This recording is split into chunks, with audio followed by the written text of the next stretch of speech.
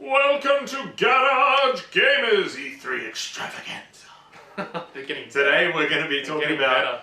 Are we doing Ubisoft? We're doing Ubisoft's conference for E3 2016. Yeah, just like that. So, what do we think about it overall? So, for me, another letdown. Another letdown. I'm the king of letdowns. This whole E3 stinks to me. I'm sorry, and I'll explain in another video. But to sum it up, no hope, Nancy. Ubisoft's just not doing it for me. I'm sorry, and I'll explain why as we go through this video. How about you? Yeah, as well. Yeah, I only really liked one conference, to be honest. And we'll save that for later. Okay, rightio. So we get on the games? Yes, onto the games. All right, what's the game? Watch Dogs 2. That's their big one for this year. I'm surprised. Now, a lot of people canned Watch Dogs, the first one, for being overhyped. I actually really enjoyed it. Really? Well, yeah, I did.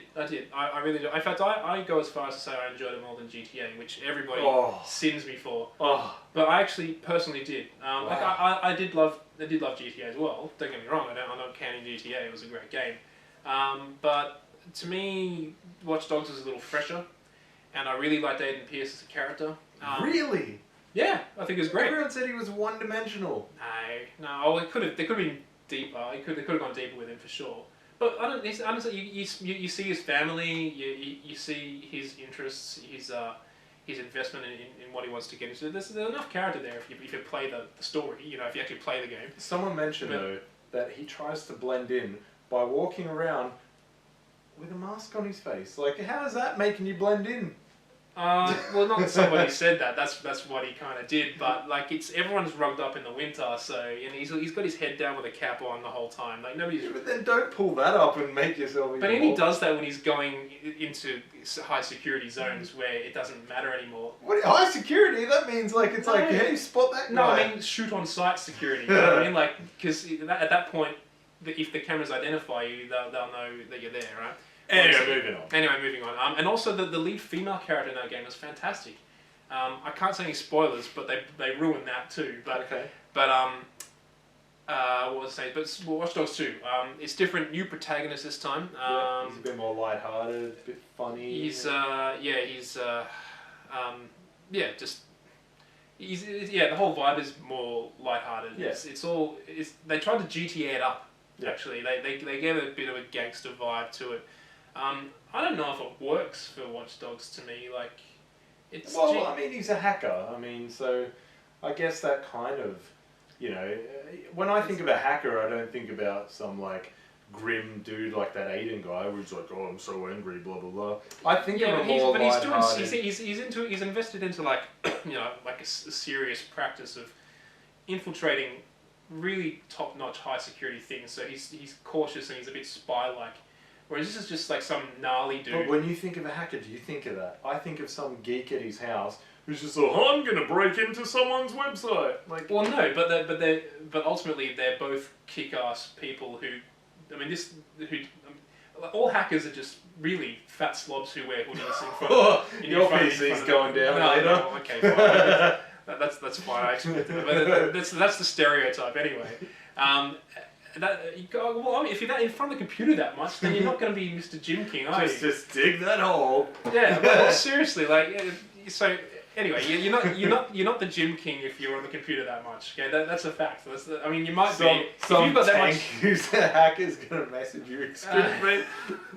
But please just, you know, prove me wrong. So I do the dumbbells as I'm typing. Prove me wrong in a non-hacking way, please. That'd be nice. The comment section below is a perfect way to do that. It's perfectly fine. Set in San Francisco, this one. It is, yeah. This kid does parkour. He's, you know, he kicks ass. He beats people with his weapons. He can control cars with his hacking knowledge. I don't know. I just don't think, like, based on the feedback from Watch Dogs, does a sequel make sense for this game? Well, to me, it seems Ubisoft always makes the second game better. Not always. Well, a lot of the time. Because when you think about Assassin's Creed, number 1 I thought sucked. Number 2 was the best. Get real. No way. Who the hell likes number 1? I do. Number 1 and number 4 are the best Assassin's Creed. Number 2 and number 4 Number are 2 the best. sucks. It's some... What? What's it? What? No, this is a whole other discussion. I've been through this one before. It's stupid. It's just some stupid, like... Hey, what are you talking about? He's like a king who goes out as an assassin in the middle of the night. What kind of king does that? He's not a king. Well, he's like a lord or something of the domain. He's just a bit rich. He's not just a bit rich. He's like the lord of the land, and you know he's out there acting like a complete douche. The kind of douche that you used to know at high school and wanted to punch in the face but never did. Because he went to Italian schools. and he goes out and he starts fights with some punks during the day, and then he goes back at night and he dresses up an assassin and starts stabbing people in the back. Who does that? Okay, gameplay wise, if you don't like the story, gameplay wise, it was better than number 1. But remember the first time in number 1 when you first climbed the high tower and you got to see you got to see the complete horizon of Constantinople for the first time. You rode in the horse for the first time, and all this stuff was brand new. It wasn't glitchy at all. It was great. Every time I'm like, jump this way, and you go, go, I'm jumping that way. We've got to stop here. We've got to stop here. That's a discussion for another day. But blasphemy. Let's move on to now this one I'm excited for. Tom Clancy's Ghost Recon Wildlands. I don't like any Ghost Recon games. I do. I'm a Ghost Recon fan. I don't like squads. I'm a lone wolf kind of guy. Yeah, well, you should be able to co-op these squads, or you can self-manage. I believe you should be able to. Oh, actually, no. Well, this one you'll be a lone wolf. This one I'm sure. Well, I'm not sure, but I'm quite certain that you just have your own character and you can renegade everything solo, or you can join up with people in the world, or form a squad and do things with mates. But ultimately, you're you in this big Mexican cartel world, where you can go from place to place and gradually take over, or not take it over, but just restore, capture the criminals sort of thing, and capture the areas so that they're clean of evil. So like Far Cry. In terms of just that. Well, Far Cry and many liberating areas and many other games follow that premise, yeah. But I like the kind of look of the characters you can design. I haven't seen any. I don't want to open a whole can of worms debate here, but I haven't seen any female characters for this. I'd actually like to see that as an option. Yeah, I mean, there's females in the military. Well, yeah, and who knows? Maybe not. But I'd even probably like to create one and play as one as well. I tried doing that in the Division, but the character creation for the females was so terrible that I just gave up and I just used a man. So it's like, here's a man with a slightly bustier chest. Well, the dudes looked really cool, but the women just. This is old lady we found. I can't find something I like here. I just model it after her. But now look, I'm a Ghost Recon fan. I do like that. I loved Future Soldier. I loved Ghost Recon 1 and 2. I think my favourite was Vegas 2. That's one of my most favourite games of all time. So Vegas 2 isn't a No, it's not Ghost Recon, it's Rainbow Six. But they're kind of similar. Vegas 2 I liked. Yeah, and this is kind of the latest one of that mould anyway. So yeah, I think at least of all the games that I've seen so far, this is up there with the better of them. I think for me anyway. For him. And what else we got? We got the Star Trek VR. I didn't even bother to watch this. I did. Hate Star Trek. Well, I've seemed to be more negative than you on these.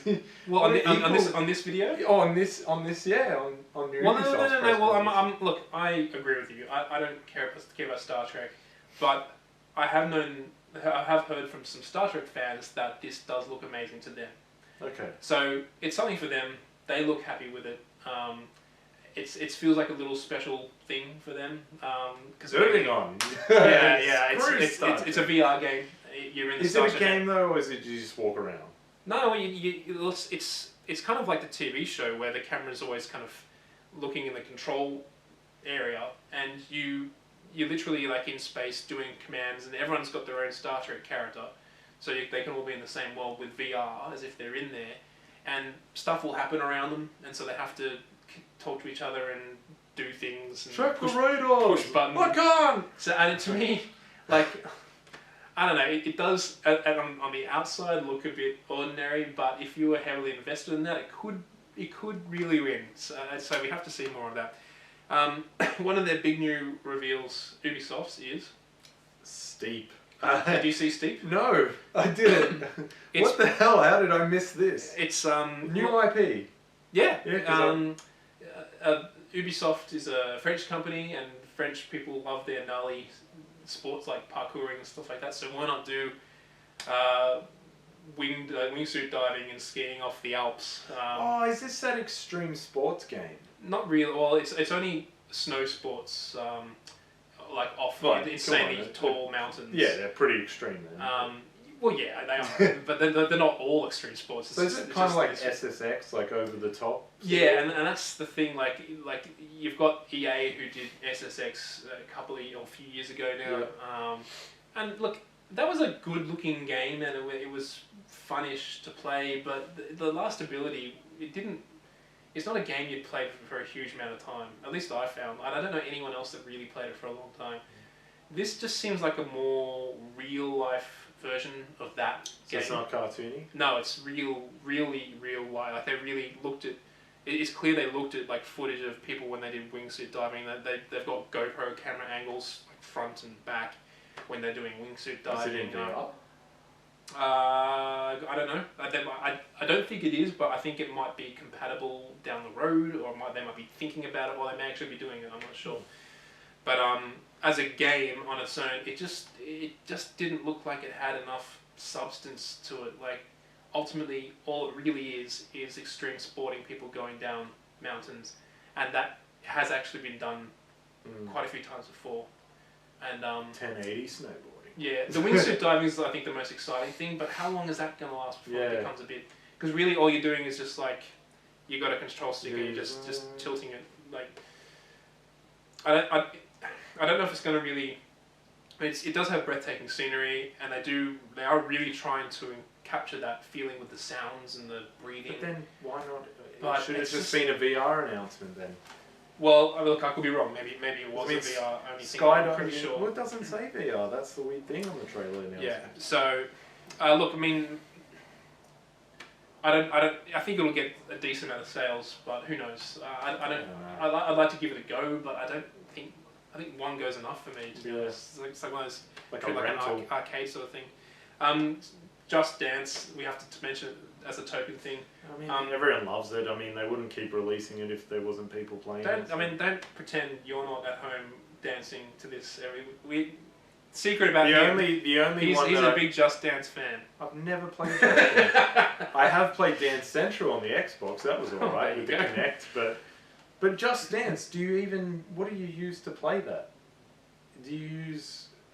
Is there a map or like do you use a controller? You know what? Like we really uninformed with this. We probably should have researched it before we started the video. But look, the Xbox One still has a Kinect, which people should have and should be using. I guess on the PlayStation used the Eye, the PlayStation camera. Is that? Oh well, their PlayStation's got one as well, but it's an optional accessory. So I would think that you'd have to have those accessories to play this. Double check, look it up if you're interested in Just Dance. What do you do? We really have no idea about Just Dance. Unless it's like Buster Groove, where you just push the button to the beat. Yeah, no, not at this stage. They've evolved way past that, so they're not going to go back that way. Or maybe it's an option, but it's not what the game's about. But next game. For Honor. For Honor. Yes.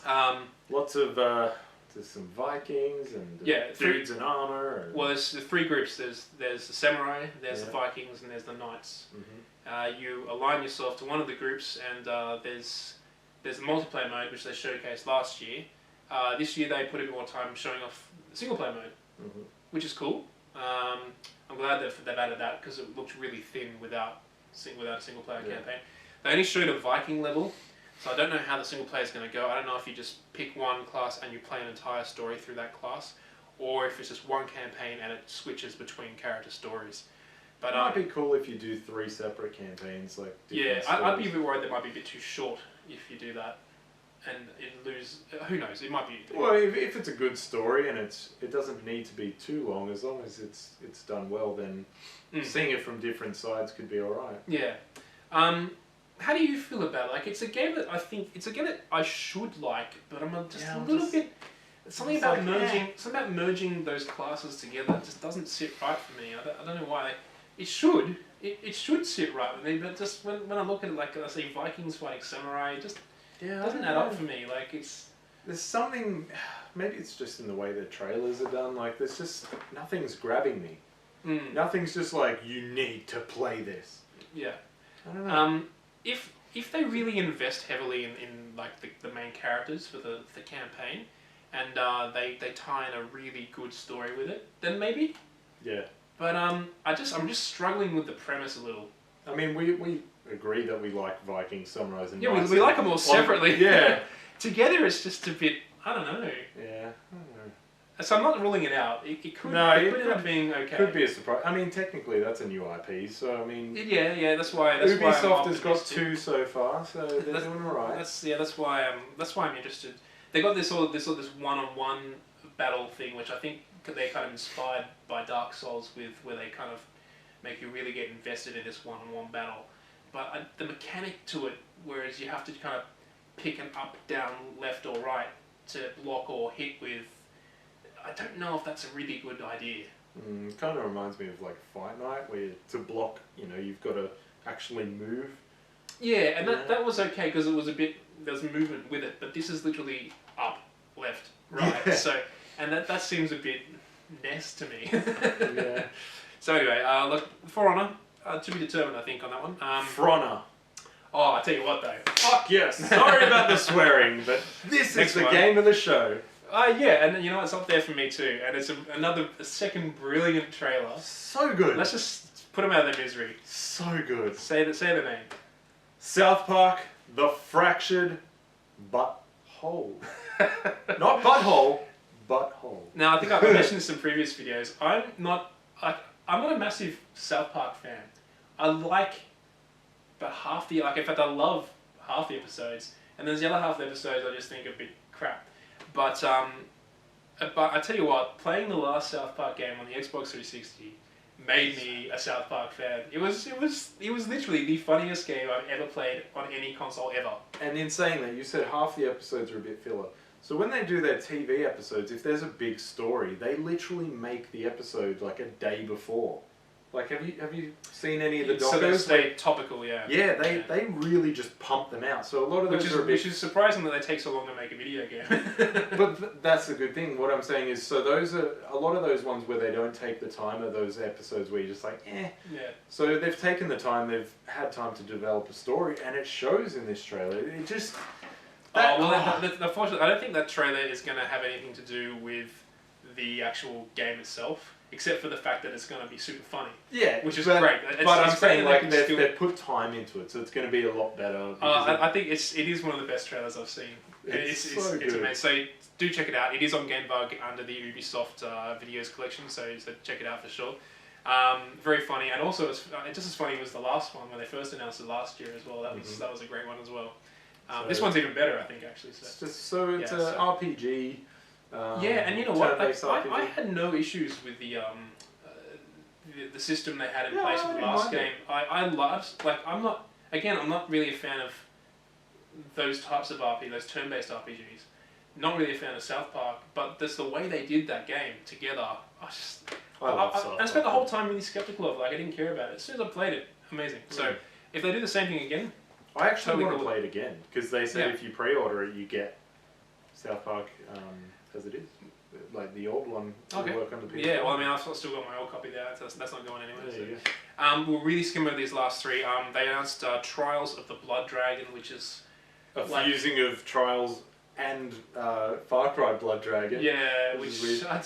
So it's taking the aesthetic of that retro 80s cheesy action figures, Videodrome. Yeah, super cool. I thought I'd love it, but it has this really weird filter over it, and I'm like, it just looks too weird. It's fine, but the thing with me is that they just the poor Trials people, it was a super successful game when loved it when they relaunched it. Yeah. Trials Evolution, was it the first one or the second one? Trials HD. Oh yeah, that's right. Yeah, so when Trials really kicked back into reality on the Xbox 360, it was It was amazing. Awesome. Yeah, it was super good. Like for a quick digital purchase game, fantastic. Then they did Trials, Evolution, Fusion. Oh, yeah. Evolution was great. Yeah, Fusion. It started getting super futuristic, and then it got to someone where you're like on a freaking unicorn. And yeah, they're just struggling. Too overboard. Yeah, they're just, bless, they're trying. But where else can they go? I mean, you look at the bike in this, and it's like more of the same. But to be fair, this was a out today launch, so it's out now. You can go down and play it. Yeah, true. I mean, it wasn't enough to make me like. I was like, oh, a new trial. So I went and looked, and then I was like, I think it's time to put this one to bed for a while, and then maybe for a while. At least, get these guys into something else. Another game called Grow Up. Yep. So I played, which is some great advice for myself. Well, I played Grow Home because it was one of those PlayStation Plus free games, and it was alright. It was cute, quirky, just climbing up. Yeah. So it's a sequel to that. Okay, fair enough. I'll just leave it at that. And another VR. Eagle Flight. Yeah, Eagle Flight VR. You become an eagle. Talk about one of the most pointless looking games I've ever seen. It's just the experience of flying. I think it's just a tech demo which they decided, let's see if we can make some money off this. To be fair, I think they have announced a couple of prices of some of these games, and I don't know if it was this one, but there was one that was only like $14.95 announced for when it comes out. I don't think I'd download it if they paid me $14.95. but it's their own. No objections, it's fine. It might be cool. I mean, it depends how much detail goes into it. Like, if you're in there and you feel like you're flying, I mean, what else can recreate that? It might be alright. We'll see. I got no take on it. It's just something I'm not going to play. I've never wanted to be an eagle. I'm not going to play it. I'm never going to play it. Have you ever wanted to be an eagle? I haven't really, but I mean, that's never crossed my mind. No, like maybe. Anyway, that's it. Do you want to wrap this one up? So that's all of Ubisoft. So for me, a bit disappointed in that, except for South Park. You? Look. Mostly, like the. Well, the thing is, Wildlands, but that's old news tonight. That was announced last year, so the fact that it's not news simmers that excitement. Same in South Park, that again was announced last. So the two most exciting things were stuff I already knew about. And Watch Dogs was announced just before E3 as well. And look, I actually, as someone who liked Watch Dogs, I don't think I'll play Watch Dogs 2. See, I don't really like the new direction. Wait for our review. Yeah, which is a way off. Yeah. So yeah, that was everything Ubisoft. So be sure to check out all of our other E3 press conference coverage. We've done Microsoft, Bethesda, EA, now Ubisoft. What do we got left? We got PlayStation. That's it. Oh, plus a big summary of the E3 show as a whole. So be sure to check out everything that we do over at www.gamebug.com.au. Like, subscribe, share everything. Just everything. That's not play the piano. That's type on the keyboard. Yeah, piano. Thanks, guys. Thank you. Bye.